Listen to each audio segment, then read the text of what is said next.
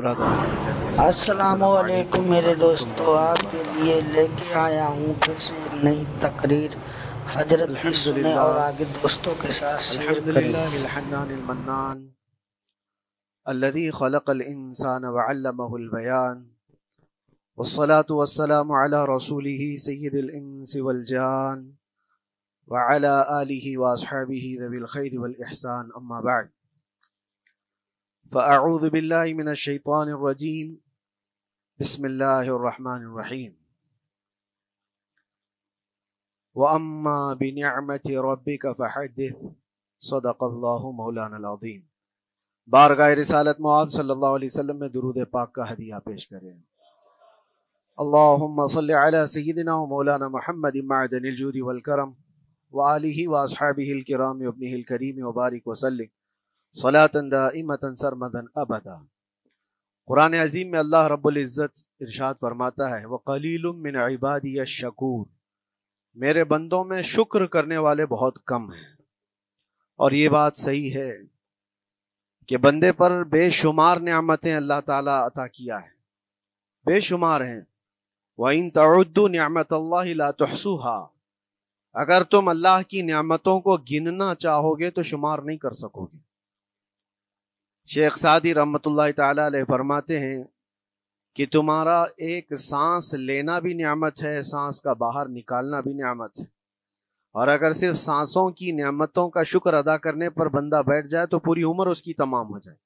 باقی نعمتوں کا کیا ہے؟ بے شمار نعمتوں سے نوازا ہے اللہ تعالیٰ نے، لیکن انسان کی فطرت میں یہ بھی ہے کہ کبھی ایک چیز کی کمی محسوس ہوتی ہے تو وہ واویلا مچاتا ہے، بہت شور کرتا ہے کہ مجھے یہ تکلیف ہوئی، وہ تکلیف ہوئی۔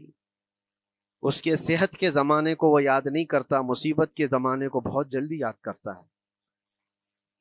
اسی لیے شکر گزار بندے بہت کم ہیں۔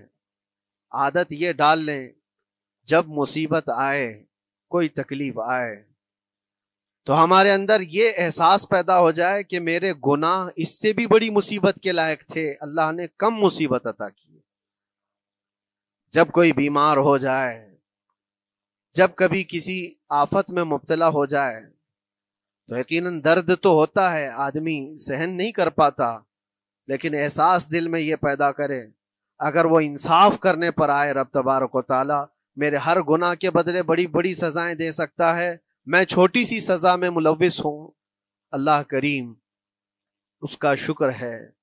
اسی طرح سے میرے عزیزو، ایک بات میں آپ کو بتاتا ہوں، خاص طور پر ہمارے قید کے زمانے میں بہت سارے ایسے قیدی جیل کے اندر جانے کے بعد ان کے حالات ایسے ہو جاتے ہیں، وہ نا امید اور مایوس ہو کر کفریہ جملے بکنے لگ جاتے ہیں۔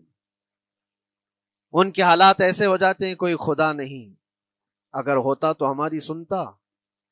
بہت کچھ عبادتیں بھی کرتے ہیں، نہیں جب قبول ہوتی ہے تو مایوس ہو جاتے ہیں۔ تو یہ تو اندر کے حالات ہیں، باہر بھی کسی کے ساتھ ایسا ہو سکتا ہے۔ میں تو 10 سال سے دعا کر رہا ہوں، اولاد ہی نہیں ہوئی، کوئی یہ کہتا ہے۔ شادی ہو گئی، 10 سال ہو گئے، بچے نہیں ہو رہے ہیں۔ کوئی یہ کہتا ہے کہ میری بیٹی کا رشتہ ہی نہیں ہو رہا، ہر وظیفہ کر لیا، ہر دعا کر لیا، پھر یہاں سے نا امیدی، نا شکری۔ یہ جملے انسان کو کہاں تک پہنچا دیتے ہیں۔ ایک بات میں آپ کو بتاؤں، مولا علی کرم اللہ وجہہ الکریم کی یہ حکمت بھری بات ہے۔ ارشاد فرماتے ہیں جب کبھی مصیبت آئے اللہ کی طرف سے تو یہ امتحان ہے یا سزا ہے، کیسے پتا چلے؟ ظاہر سی بات ہے، ہر کوئی یہ کہتا ہے یہ تو اللہ کی طرف سے امتحان ہے، آزمائش۔ ہم بھی اندر تھے تو یہ بار بار احساس دلایا جاتا تھا، اور بعض لوگ یہ کہتے تھے کہ اللہ کی طرف سے آزمائش ہے، امتحان ہے، اس کو گزار لیجیے۔ بعض مرتبہ امتحان ہے اور بعض موقعوں پر سزا ہے، اور سزا کب ہے اور امتحان کب ہے یہ کیسے پتا چلے؟ بہت بڑا فارمولہ ہے۔ مولا علی کرم اللہ وجہہ الکریم فرماتے ہیں جب کبھی تم پر کوئی مصیبت آئے تو یہ دیکھ لینا ان مصیبتوں کے دن میں تم اگر اللہ سے زیادہ قریب ہو گئے ہو، دعا زیادہ کرنے لگ گئے ہو، وظیفے زیادہ کرنے لگ گئے ہو، تو اس کا مطلب ہے کہ اللہ تعالیٰ تم کو امتحان میں رکھا ہے۔ اور اگر مصیبتوں کے آنے کے بعد بندہ دور ہو جاتا ہے اللہ سے پھر وہ بپھر جاتا ہے، گناہ زیادہ کرنے لگتا ہے، تو سمجھ لو یہ سزا میں ملوث ہے۔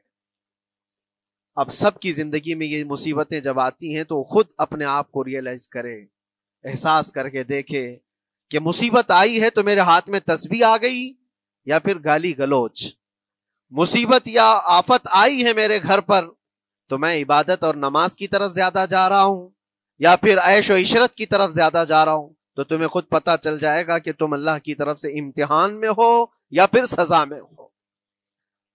میرے عزیزو، بہت مقامات ایسے ہیں جہاں پر بظاہر مصیبت کی حکمت ہمیں نہیں معلوم ہوتی کہ کیوں آئی یہ مصیبت، کیوں دی گئی ہے ہمیں ایسی تکلیف۔ اسی کا نام تقدیر ہے کہ اللہ تعالیٰ کے لکھے ہوئے پر راضی رہنا یہ مومن کی شان ہے۔ مومن کو ہمہ وقت اللہ تبارک و تعالیٰ کی طرف سے لکھی ہوئی اس تقدیر پر راضی رہنا ہے۔ آپ کو میں ایک بات بتا دوں، حضرت ابو جندل ایک صحابی ہیں، مکہ مکرمہ میں ایمان لائے، رسول پاک صلی اللہ تعالی علیہ وسلم جب ابھی مکہ میں تھے، اس وقت غریب صحابہ کو کفار مکہ، مشرکین مکہ کس طرح سے پکڑ کر مارتے تھے، کیسے کیسی سزائیں دیا کرتے تھے۔ اسی اسنا میں اللہ کے نبی صلی اللہ علیہ وسلم ہجرت کر کے مدینہ تشریف لے گئے، لیکن جو ابو جندل تھے یہ قید میں تھے، قید میں تھے، ان کا باپ خود ان کو قید میں رکھا ہوا تھا، اور ایسی قید کہ زنجیریں بندھی ہوئی رہتی تھی، مسلسل کئی سال گزر گئے۔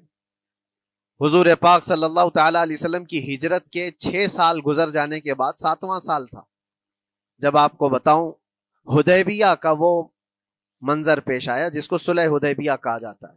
تقریباً 1400 صحابہ کے ساتھ رسول کریم صلی اللہ تعالی علیہ وسلم عمرہ کرنے کے لیے آئے، لیکن اس وقت مکہ کے کفار و مشرکین مکہ سے تقریباً 35 کلومیٹر باہر دور آپ کا راستہ روک لیا، کہا ہم آپ کو عمرہ کرنے نہیں دیں گے، آپ کے اصحاب کو، آپ کے صحابہ کو ہم مکہ میں انٹر ہونے نہیں دیں گے۔ جنگ جیسی نوبت آ گئی تھی، لیکن حضور پاک صلی اللہ تعالی علیہ وسلم اور صحابہ احرام پہن کر کے عمرہ کرنے کے لیے آئے، تو پھر درمیانی راستہ یہ اختیار کیا گیا۔ حضور پاک صلی اللہ علیہ وسلم نے فرمایا کہ ہم صلح کر لیتے ہیں، کچھ ایگریمنٹ ہو جائے ہمارے اور تمہارے درمیان، جنگ نہیں کریں گے، آج سے جنگ بندی ہو جائے۔ تو کفار مکہ اس بات پر راضی ہوئے، اور اس کے بعد صلح، جس کو کہتے ہیں صلح حدیبیہ، یہ بہت مشہور ہے۔ صلح حدیبیہ ہوئی، اس میں سارے پوائنٹس جو لکھے گئے تھے ایگریمنٹ کے اندر وہ سب مکہ والوں کی حمایت میں زیادہ تھے، دبا کر کے انہوں نے صلح کی تھی اس طرح سے ان کے الزام کے مطابق، یعنی اگر کوئی مکہ سے بھاگ کر مدینے جائے تو انہوں نے ایگریمنٹ میں لکھایا تھا کہ آپ کو وہ شخص ہمیں واپس کرنا پڑے گا، اور اگر مدینے سے کوئی بھاگ کر ہمارے پاس آئے تو ہم اس کو اپنے پاس رکھیں گے، ہم باہر واپس نہیں بھیجیں گے۔ تمہارا کوئی آدمی ہمارے پاس آ گیا بھاگ کر کے، یا ہمارا ہی وہاں رہنے والا کوئی آدمی آ گیا آپ کی امان سے نکل کر کے، تو ہم اس کو اپنے پاس رکھیں گے۔ ایسی بہت ساری شرطیں تھیں، میں کیوں کہہ رہا ہوں یہ بات سن لیجیے۔ یہ صلح حدیبیہ ہو گئی، ایگریمنٹ ابھی لکھا جانا تھا، وہ ابو جندل صحابی جو کئی سالوں سے مکہ میں قید میں تھے، زنجیریں توڑ کر کے وہ باہر نکل آئے، اور جب ان کو یہ خبر ملی کہ مکہ سے 35 کلومیٹر دور اللہ کے نبی صلی اللہ تعالی علیہ وسلم اپنے صحابہ کے ساتھ پڑاؤ ڈالے ہوئے ہیں اور تشریف لانے والے ہیں، کسی طرح بچ بچاتے ہوئے وہ وہاں پہنچ گئے حدیبیہ کے مقام پر۔ جیسے ہی وہ پہنچے صحابہ میں ایک شور ہو گیا، صحابہ جانتے تھے کہ کتنے سالوں سے ابو جندل قید میں ہے، طرح طرح کی اذیتیں اٹھاتا ہے، بہت مصیبتیں اٹھائی ہیں ابو جندل نے۔ دیکھا ان کے جسم پر پورے زخموں کے نشان تھے، ہاتھوں اور پیروں میں زنجیریں لٹکی ہوئی تھیں۔ وہ اسی حالت میں صحابہ کے پاس آ گئے، صحابہ سب نے سینے سے سینہ لگایا، استقبال کیا، ابو جندل تم آ گئے ہمارے پاس، آ گئے۔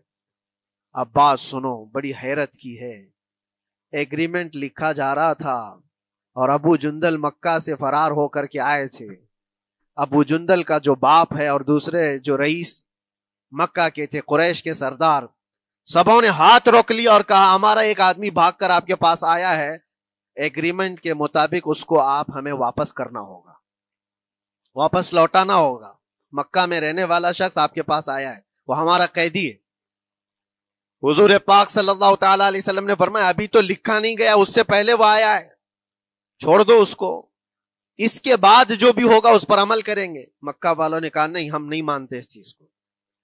حضور پاک صلی اللہ تعالی علیہ وسلم نے یہاں تک فرمایا اس ایک شخص کو میری ضمانت میں دے دو، باقی تمہاری ساری شرطیں منظور کر لی جائیں گی۔ وہ رحمت للعالمین، نبی اکرم صلی اللہ تعالی علیہ وسلم اپنے غلاموں پر رحم کیسے نہ کریں۔ جب ان حالات میں دیکھا ابو جندل کو تو صحابہ بھی حضور کے پاس آئے اور کہا یا رسول اللہ صلی اللہ علیہ وسلم صلح کیوں کر رہے ہیں ان کے ساتھ، جنگ کریں گے ہم ان کو، ہم نے بدر میں، احد میں، خندق میں ان کے ساتھ جو مقابلے کی ہمیں تجربہ ہے، ہم ان کے پرخچے اڑا دیں گے، آپ اجازت دیں ہم جنگ کریں گے۔ اللہ کے نبی فرماتے ہیں میں جو دیکھ رہا ہوں وہ تم نہیں دیکھ رہے ہو، اللہ کا حکم نہیں ہے جنگ کرنے کا، صلح ہے۔ صلح ہو گئی، لکھا جا رہا تھا، اور یہ ابو جندل آئے۔ اب جب حضور پاک صلی اللہ تعالی علیہ وسلم نے فرمایا ٹھیک ہے، ایگریمنٹ کے مطابق ابو جندل کو مکہ واپس بھیجنا پڑے گا، اتنا فرمایا تھا حضور نے، ابو جندل دھاڑے مار مار کر رونے لگے اور صحابہ کو جا کر کے اپنے زخم دکھانے لگے کہ دیکھو مجھے واپس بھیجا جا رہا ہے، مجھے واپس بھیجا جا رہا ہے۔ تو صحابہ کے اندر بھی جوش تھا، اپنا آدمی جب کوئی اتنا مظلوم ہو، اتنا مار کھایا ہو، اور پھر واپس انہی ظالموں کے سامنے اس کو بھیجا جانا ہو تو کیا کیفیت ہوگی۔ تو وہ ابو جندل سارے صحابہ کے بیچ میں چھپ چھپاتے ہوئے رو رہے تھے۔ اللہ کے نبی صلی اللہ علیہ وسلم تشریف لائے اور فرمایا ابو جندل میں کہہ رہا ہوں واپس چلے جاؤ، واپس جاؤ، مکہ جاؤ۔ تو انہوں نے کہا یا رسول اللہ صلی اللہ علیہ وسلم ان زخموں کے ساتھ واپس جاؤں؟ اللہ کے نبی صلی اللہ علیہ وسلم نے فرمایا ہاں ابو جندل، اللہ کی مرضی یہی ہے، اور اللہ کا نبی وہی کہتا ہے جو اللہ کی مرضی ہوتی ہے۔ یہ میں کہہ رہا ہوں بظاہر تکلیفوں کی حکمت ہمیں معلوم نہیں ہوتی، لیکن ہمیں عمل کرنا چاہیے۔ نبی پاک صلی اللہ تعالی علیہ وسلم کا جب حکم ہوا، ابو جندل انہی زنجیروں کے ساتھ ان کے باپ کے حوالے کر دیے گئے، وہ گھسیٹتے ہوئے لے جا رہا تھا، گھسیٹتے ہوئے واپس انہی قیدیوں کی طرح لے جا رہا تھا۔ سب کی آنکھوں میں آنسو تھے، لیکن حکمت الہی کیا ہے یہ کون جانتا ہے۔ بظاہر اللہ تبارک و تعالیٰ کی طرف سے یہ دی ہوئی آزمائشیں، یہ تکلیفیں، اس کی حکمت وہ بہتر جانتا ہے۔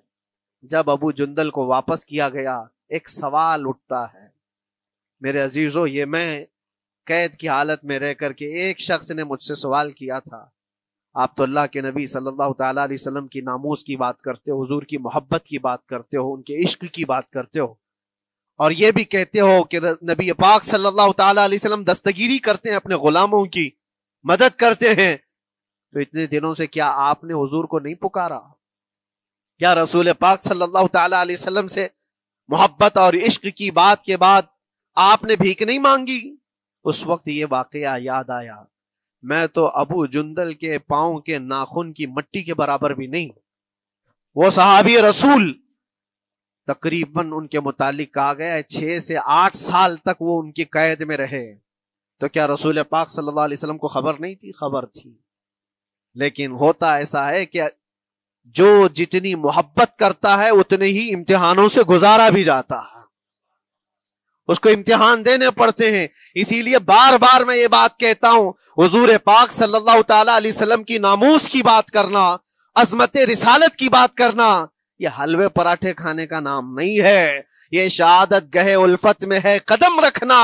لوگ آسان سمجھتے ہیں مسلمان ہونا، حضور پاک صلی اللہ تعالی علیہ وسلم کی شریعت طاہرہ کو بچانے کے لیے ہی تو، حضور کی ناموس کی حفاظت کے لیے ہی تو مولا امام حسین نے اپنی گردن دے دی، اپنے بچوں کی قربانی دے دی، اپنا عیش آرام سب تیاگ دیا۔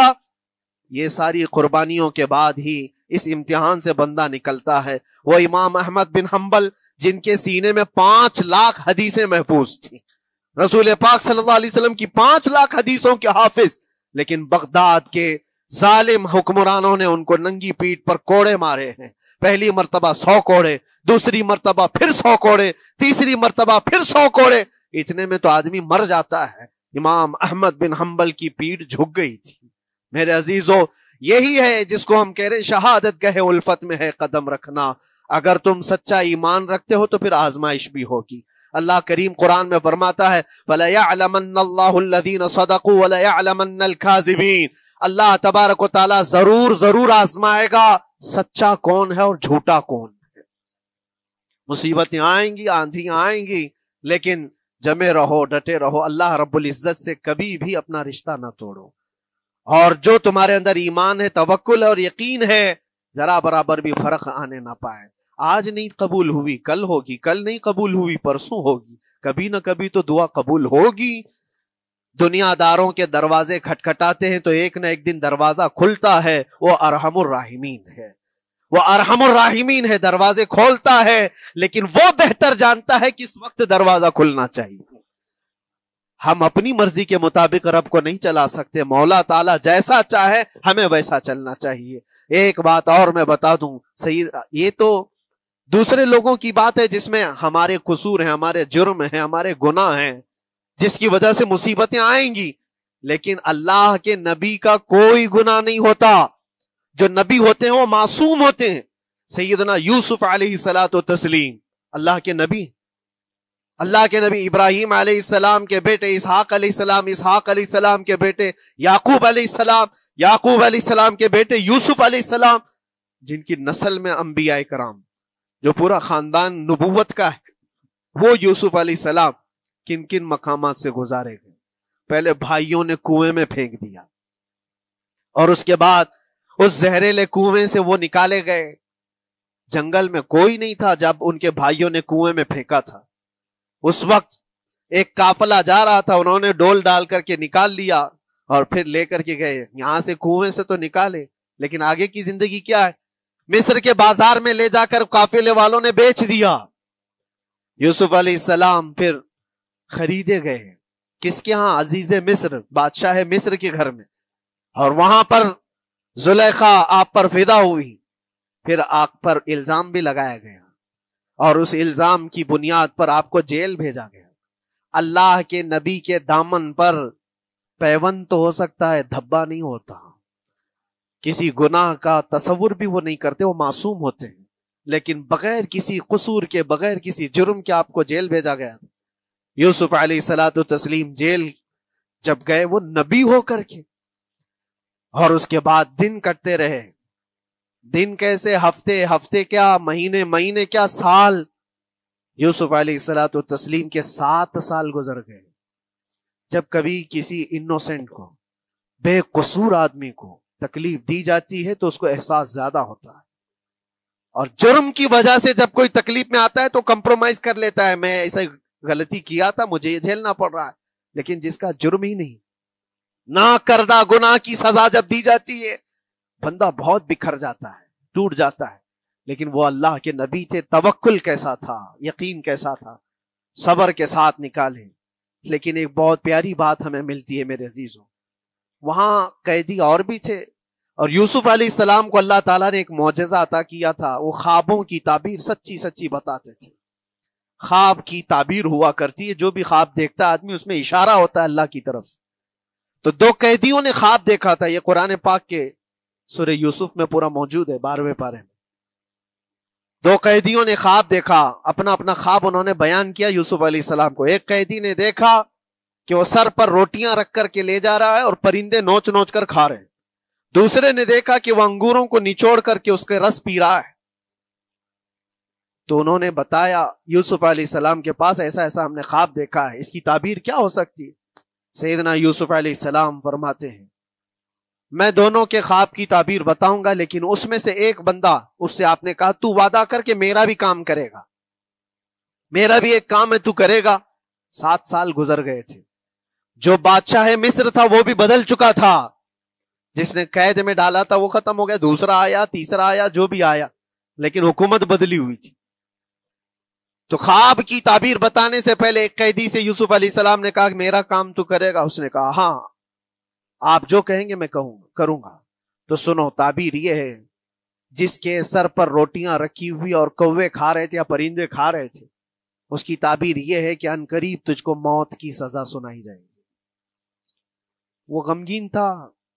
دوسرے سے کہا تو انگور کے رس نچوڑ کر پی رہا تھا، تیرے خواب کی تعبیر یہ ہے کہ عنقریب تجھ کو رہا کر دیا جائے گا، تو آزاد ہوگا، اور تجھ سے ہی میرا کام یہ ہے کہ آزاد ہو کر جائے گا تو تو موجودہ وقت کے جو بادشاہ ہے شاید اس کی فوج میں شامل ہو جائے یا اس کے سپاہیوں میں وزیروں میں، تو میری یہ بات اس تک پہنچا دینا، پچھلے 7 سالوں سے بے گناہ بے قصور ایک قیدی اندر ہے، اس کو آزاد کر دیا جائے، اس کو آزاد کر دیا جائے۔ اس نے کہا بالکل، اگر میں چھوٹا تو آپ کا ایک کام ضرور کروں گا۔ سنیے بات، چند دن نہیں گزرے تھے کہ اس ایک قیدی کو موت کی سزا ہو گئی، اس کو موت کی سزا سنائی گئی اور پھانسی ہو گئی۔ دوسرا یہ جو قیدی جس کو آپ نے رہائی کی خوشخبری دی تھی، اس کی بھی رہائی کی خوشخبری آ گئی، وہ آزاد ہو گیا۔ لیکن قرآن پاک میں ہے آزاد ہو کر جب جاتا ہے آدمی تو پچھلا بھول جاتا ہے، اکثر ایسا ہی ہوتا ہے۔ کیا جیل کے دوست کون تھے کیا تھے کچھ پتا نہیں، اور آدمی تو یہ سوچتا ہے دوبارہ کبھی ادھر کے دروازے کو بھی نہ دیکھو۔ آیا اور بھول گیا، یوسف علیہ السلام نے جو کام دیا تھا وہ بھول گیا، یہاں تک کہ قرآن میں اللہ فرماتا ہے کئی سال گزر گئے، 1-2 دن نہیں سالوں گزر گئے، اور وہ بادشاہ کی فوج میں شامل تھا یا بادشاہ کے مصاحبین میں شامل تھا، قریبی لوگوں میں۔ ایک زمانے کے بعد مدت ہوئی، اور اس وقت سوچیے آپ کتنا وقت حضرت یوسف علیہ السلام نے کاٹا ہوگا۔ ایک دن آپ بے اختیار رو پڑے اللہ کی بارگاہ میں۔ یہ میں آپ کو بتا رہا ہوں، کبھی کبھار انسانی فطرت کا تقاضا ہے، اللہ تبارک و تعالیٰ کی بارگاہ میں رو پڑے اور کہا اے رب العالمین اے ارحم الراحمین، یہ دن کب ختم ہوں گے؟ یہ جس طرح سے مجھے جیل کی سلاخوں کے پیچھے بند کیا گیا ہے، ان مصیبتوں سے کب آزادی ہوگی میرے مولا یا ارحم الراحمین؟ جواب رب تعالیٰ کی طرف سے آیا، یہ ہمارے اور آپ کی بات نہیں ہے، یہ اللہ کے نبی کی بات ہے۔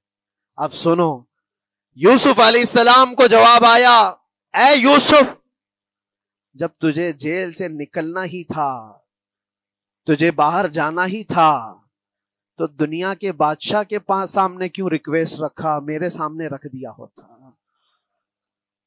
اللہ اکبر، یہ توکل کا اعلیٰ درجہ ہے۔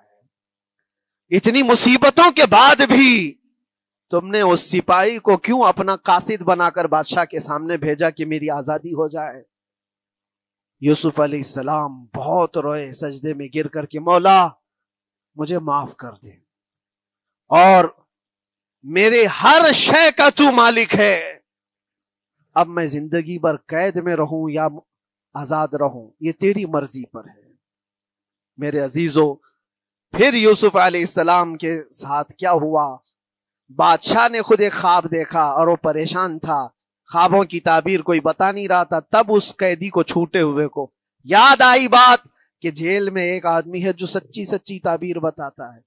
پھر اس نے بادشاہ سے کہا ایک قیدی بہت شریف اور صالح ہے، وہ سچی تعبیر بتائے گا، آپ کہے تو میں اس کو لے آؤں۔ اور اس نے مجھے یہ کہا بھی تھا کہ اس کو آزاد کرنا ہے، آپ کے پاس ریکویسٹ رکھنی ہے کہ وہ بے قصور قید میں ہے۔ بادشاہ نے معلومات حاصل کی اور اس کے بعد پروانہ دے دیا کہ اس قیدی کو آزاد کیا جائے جس کو بے قصور رکھا گیا ہے، اور میرے خواب کی تعبیر بتائی جائے۔ یوسف علیہ الصلوۃ والتسلیم کو لوگ آئے لینے کے لیے۔ اب یہاں منظر اور ہے میرے عزیزوں، کہا کہ بادشاہ نے خواب دیکھا، اس کی تعبیر بتائے۔ آپ نے تعبیر تو بتا دی کہ کیا ہونے والا ہے اگلے 7 سالوں میں بادشاہ کے ساتھ، یہ ساری تعبیر بتائی، لیکن جب آزاد کرنے کی بات آئی تو آپ نے کہا رہنے دو، اب مجھے قید میں، مجھے قید میں رہنے دو، اس لیے کہ آپ کو یہ احساس ہوگا کہ میں بادشاہ کے پاس کیوں رکھا ہے اس مقدمے کو۔